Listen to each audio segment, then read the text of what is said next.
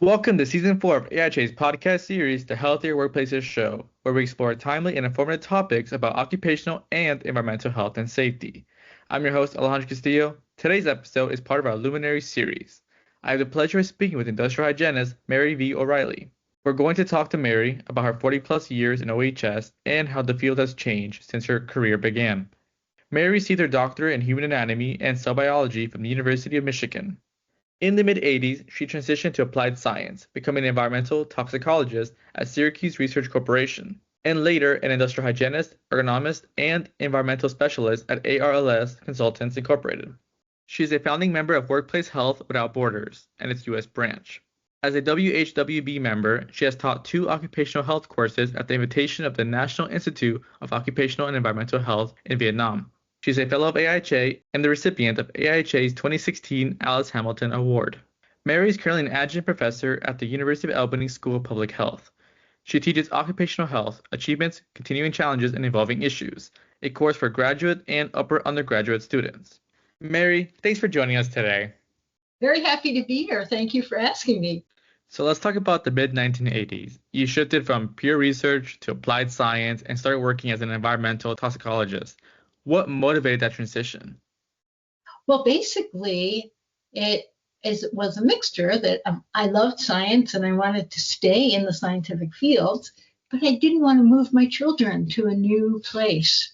And if I had pursued a career purely in academics, I would have had to move because of, there's always politics. And there were a lot of changing things, and it was just, I would have had to move. So instead of moving myself and staying in the same career, I felt it was better for my children to stay in the same place and I could try something else.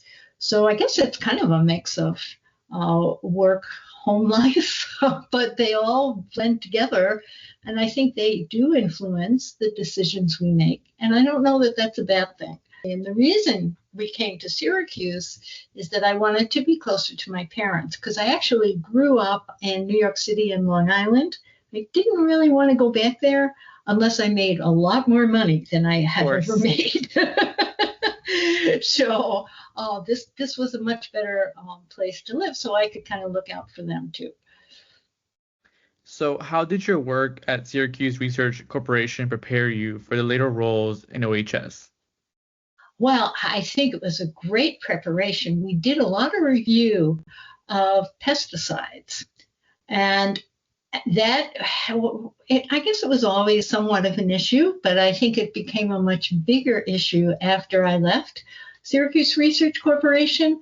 I mean, I've done some work in the field where people are using herbicides. I worked with New York State DOT maintenance people who do apply herbicides along the highway, as I'm sure most highway departments do throughout the country. And it's very easy when you go to training that's put on by the companies to think, oh, there's no problem with this stuff. But from my work at Syracuse Research Corporation, I realized that that really wasn't true. Some of it may be necessary, but it needs to be used very carefully, and people need to protect themselves. And that was not always the message that came across in the training that most of the applicators received. So I was able to bring that to the table and at least offer that to people, so they had some idea that they should protect themselves. Of course, be safe. Yeah. And not, don't take it home on your clothes to your family. Be careful and take the right precautions. So, yeah, it's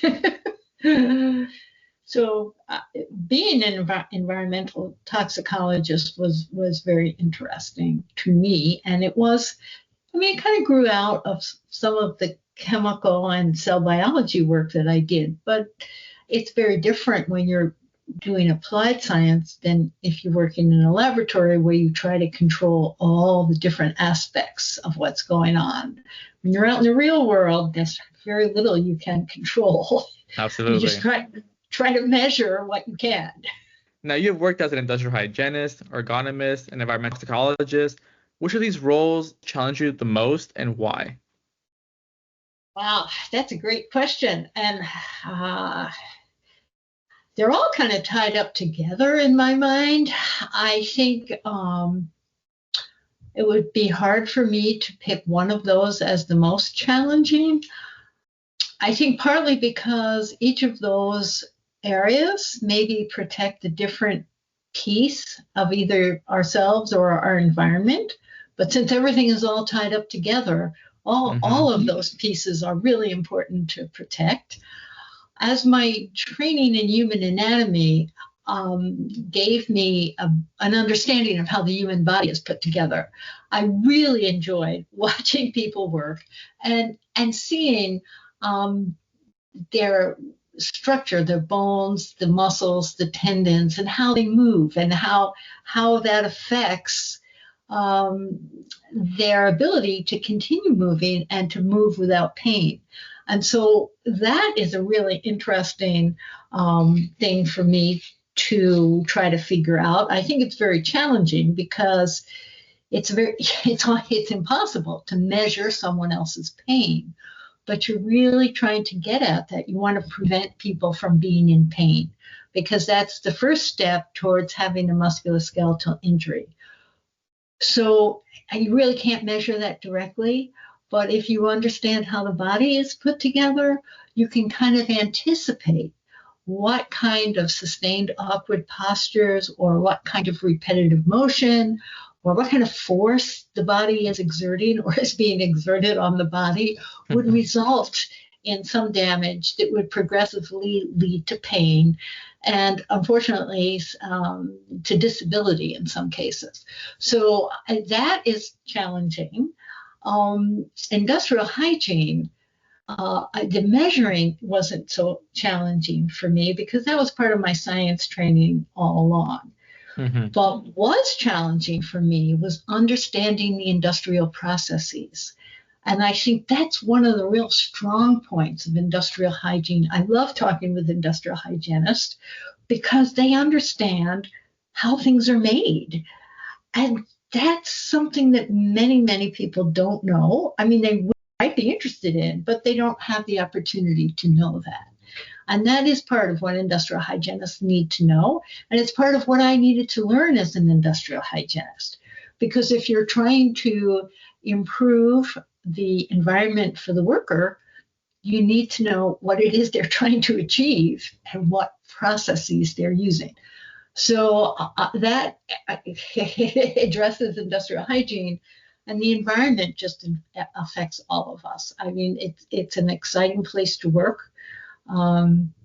because it affects workers, it affects children, it affects old people, it affects everyone, and it even affects the animals and the plants. So absolutely, you're kind of working with everything, and it can be overwhelming, but it also means that anything you do might be able to contribute to a better environment. So, yeah, I'm sorry, I didn't really answer your question, but I found challenges in all three of those aspects. So I like that approach that you took. I think it's a full circle to see how they work and how each one has its own particular challenge. I like that. Yeah. So let's expand a bit more about your projects you've worked on. Is there a particular project that you've worked on that's made an everlasting impression on you or your career? One of the challenges that we worked on in the New York State Department of Labor in the public sector was nursing aides, because they still do suffer back injuries at a very high rate. Nurses do in general, and certified nursing aides in particular, because they're lifting patients. And we measured the amount of tonnage that a nursing aide would move in a day, and it was like 16 tons. This is from helping people out of bed, repositioning them, helping them get from one place to another. Some people really can't move themselves. And in the 90s, we were advocating for patient lifting devices. There were some out there, but they weren't always the easiest to use or most accepted by the patients. Now I am so happy to see that many, many hospitals have ceiling lifts where in some ways the patients or the residents themselves can help themselves rather with the assist of the machine Of course. or the mechanics, yeah, which gives people independence as well as taking the burden off the nursing aides. Because any way you look at it, the human body just isn't made to lift that much weight every day. I can only Uh, imagine. Yeah. well, we were shocked when we actually measured, and it wasn't just the weight itself, but when you look at the human back, you have to calculate in the torque. So the back is usually straight, but when you're bending over, now you have a lever arm, and so the weight on the end of that lever arm, in order to balance that, your muscles have to produce a compressive force Wow. many times, sometimes many times the actual weight that's being lifted. So that's where the high numbers came from. So that was a very exciting project to do. It sounds But very they exciting. and I think as an industrial hygienist or an ergonomist, eventually people are going to do the right thing. I know that sounds crazy, but I think there's examples of that. One of the examples I like to use is that before the Civil War in the US, shoes weren't made right and left. They just made shoes. But they realized that if you made a right shoe and a left shoe, it's more comfortable for people. And so it took decades for that to be accepted, but nobody buys just, or very few people buy just a shoe. Now you buy a right and a left shoe and it becomes accepted. And I think that the mission for ergonomists and industrial hygienists and environmental people is that you want to prevent the injury of all those people that will get injured when it takes decades to accept something that really would help them. And so that gives urgency, I think, to trying to get the message out and trying to get people to do things that would be beneficial for themselves, which they eventually probably will do. But in the meantime, when it takes a long time to get there, a lot of people get injured or hurt, and sometimes killed, and because they weren't adopted quickly enough. Of course. Great. Well, not great, but good to know. No, the effort to prevent the injury is great. Yes, it's unfortunate that we can't do a better job, but I think we have to engage the public as well and the workers, and people all have to cooperate together. Absolutely. Now, as a founding member of the Workplace Health Without Borders, what was your vision behind the creation of this organization as a founding member? Well, I think the idea was that there are many people in the world, in every country, including our own, who are underserved by both the health community, industrial hygiene, and everything else. And these people are at a higher risk. We wanted to be able to offer them some concrete ways to improve their lives and reduce the chances of them being injured. And when you look at like the big corporations, they've done some good things. They haven't always done good things, and there's always room for improvement. But I think they have, and they are beginning to take care of their people. And in response to consumer demand, I think a lot of corporations are taking care of the environment as well. But there are a lot of people throughout the world, and even in our own country, that are in the informal worker class, the people that aren't seen, but do the work behind the scenes that people aren't taking care of, like migrant workers in this country, contract workers like Lyft and Uber drivers, or people that aren't protected in the workplace. And when you go to other developing countries, sometimes up to 80% of their workforce is informal workers. So they don't have an employer. Nobody's following any health and safety rules. And they don't have any kind of protection if they get sick.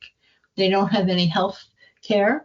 So all of these things are lacking in many places, and that's what we wanted to address and bring people's attention to. Did you miss AIHA Connect 2025? Access the premier education programming of Connect 2025 for 1 year from the date of purchase. Purchase AIHA's 2025 full education package and earn up to 118.5 contact hours, all in one place. Scan the QR code to learn more. Are there any current projects that you can talk about? Well, one that's very interesting are workers in nail salons. And I have done some work with Vietnamese Americans as well as Vietnamese people. And when the Vietnamese came to California, one of the things that they started were the nail salons, which have now multiplied throughout the world. And it's not just Vietnamese people who work in nail salons. There's all kinds of people. But they often are contract workers. They may not have a salary. They may not, they may get, piecemeal pay. They are exposed to chemicals, and they often work in very awkward postures, which would result in perhaps hand or arm injuries or back or neck injuries. And these are things that could be corrected with the right input. And so that's one project that Workplace Health Without Borders is looking at.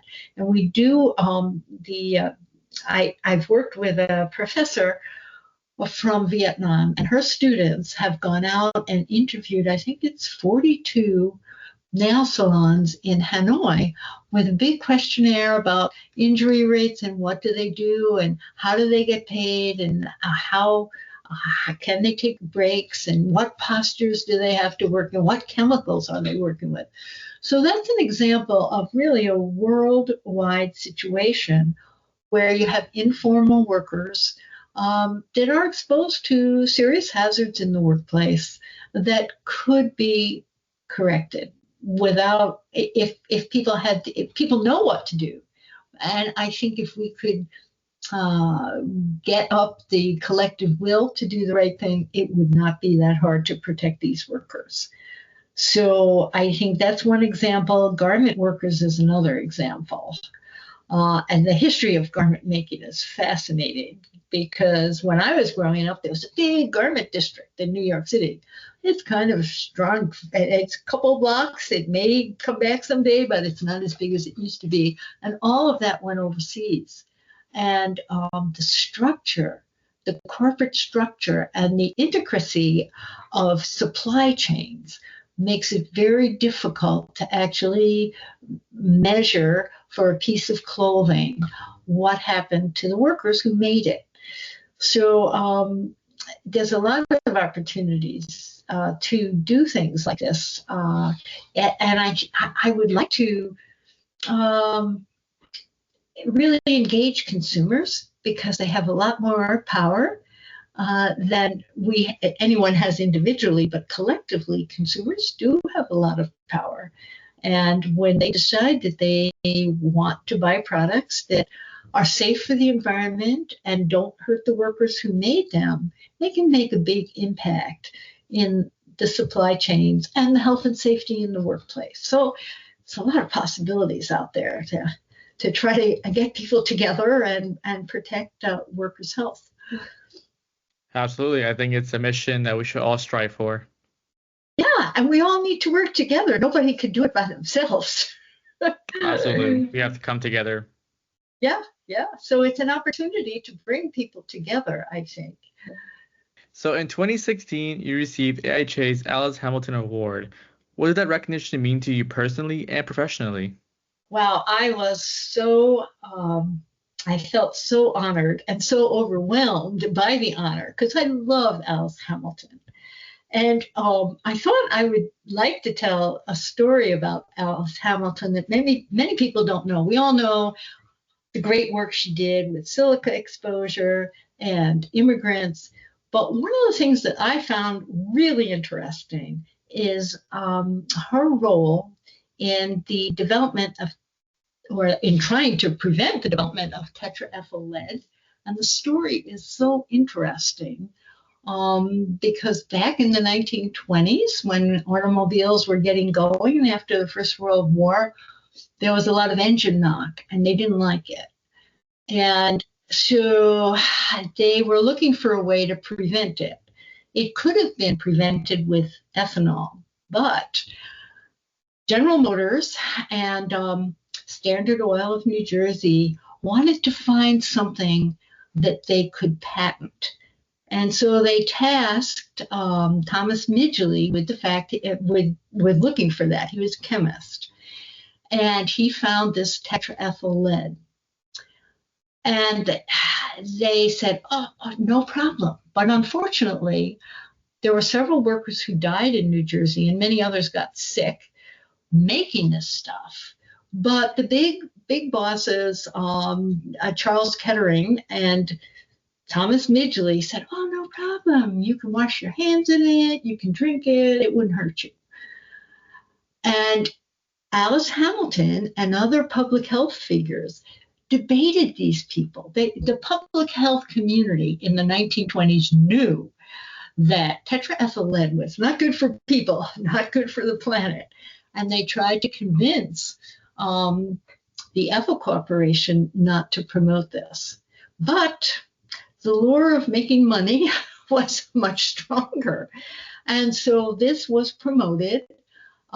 When I was working on the New York State Thruway, I was monitoring the maintenance people mowing the lawns or mowing the roadside.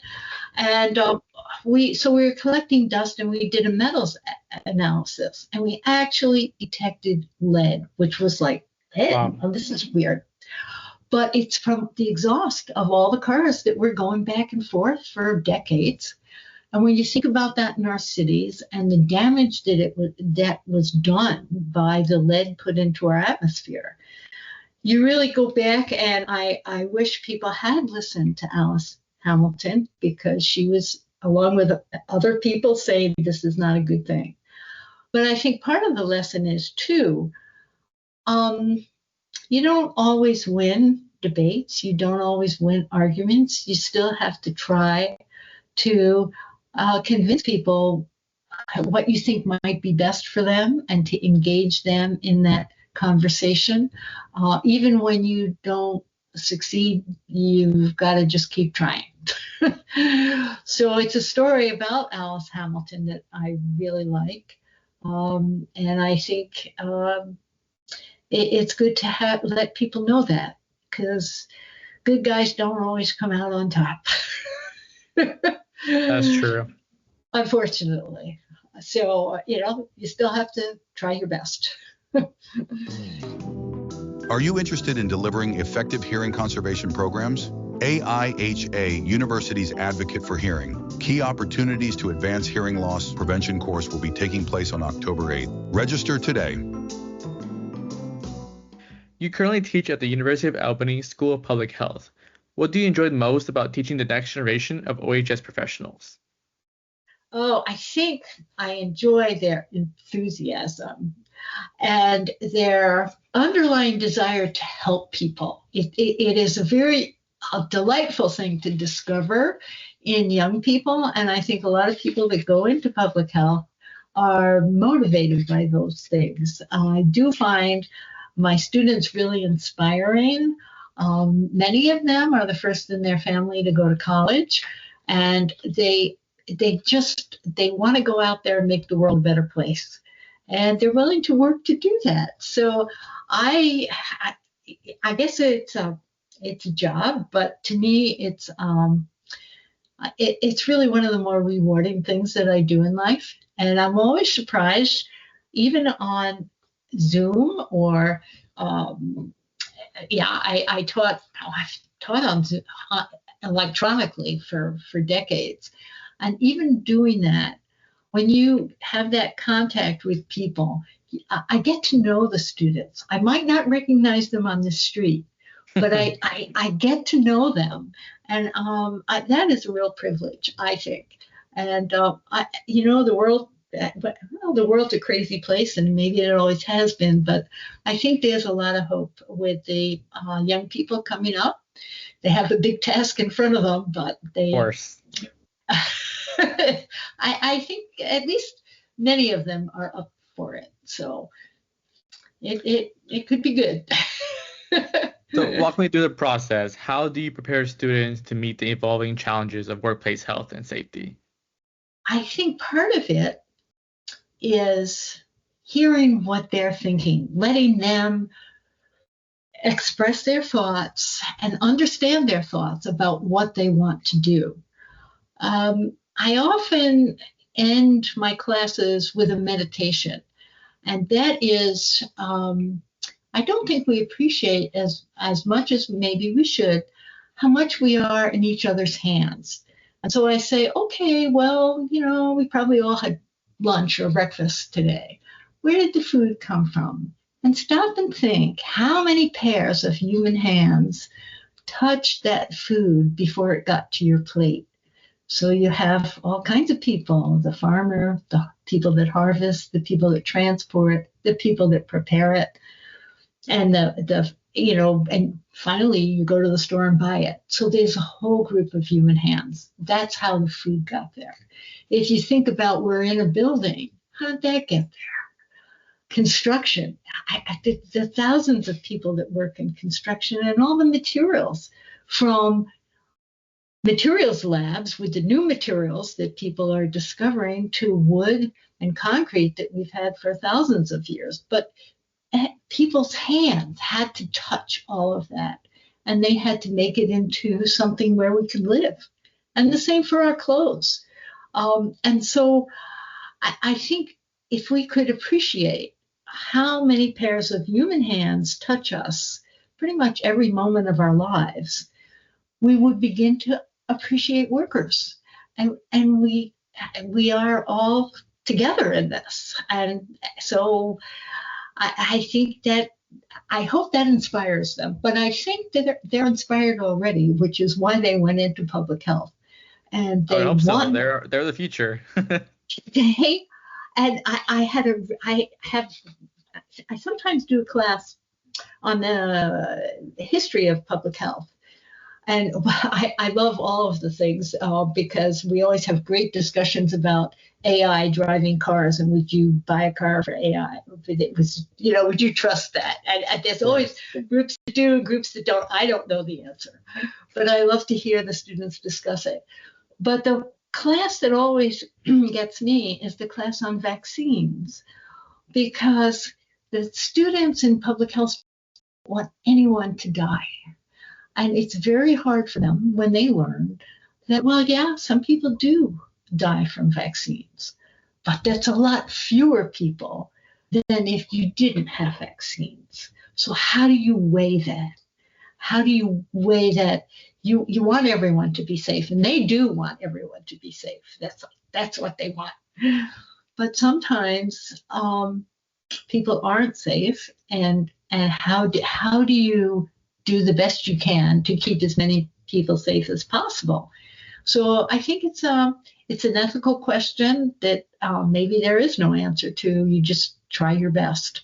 But I love to hear the students debating that and thinking about how are they going to handle this when they get out there to do their work. So going back to the full circle, looking back on your career, your OEHS research to practice to education, what do you see as the biggest opportunities for OEHS professionals in the next decade? Oh, well, I would really like to see industrial hygiene go back to its public health roots. I don't, it's its own thing, and it should stay that way. But I think getting more involved in public health would be a great thing. And the other thing I'd really like to see people understand, and this is something I was not interested in when I was going to university and wanting to study science. But I think people really need to understand economics and trade, especially in the industrial hygiene field, because we're at that intersection. We're not just in science, we're in the economy. And what makes the economy work? That's really what gives all of us we need in life and the things that we enjoy in life. And so we need to understand how the economy works, how trade works, and why it's important to have trade, but at the same time keep people safe while they're doing it and using the products that are produced. Not like tetraethyl lead, because that was a product that was produced industrially that was not something that should have been. But how can you intersect with an economy that wants to make money and the public health profession that wants to keep people safe? There has to be a middle ground there, but it's not easy to find. But I think you have to live in those at least two worlds, maybe more than two worlds, to try to bridge those gaps. So I would like to see industrial hygiene incorporate public health and economics, finance, trade into their practice of keeping people safe at work. What a great answer. Yeah, I agree. A lot of times I don't really think about the economy, but the way you explained it, it makes so much sense. Of course, like we have to balance the economy, but also the health of our workers. That's the big question. Yeah, and it's not easy, and there's no one answer. There isn't just an equation you could say, do this and you're fine. You have the answer. We just got to work at it. And do our best. Yes. That wraps up today's episode of the AIHA's Healthier Workplaces show. To learn more, visit the AIHA website and follow us on social media. Thank you for tuning in, and as always, remember that healthier workplaces mean a healthier world. Until next time.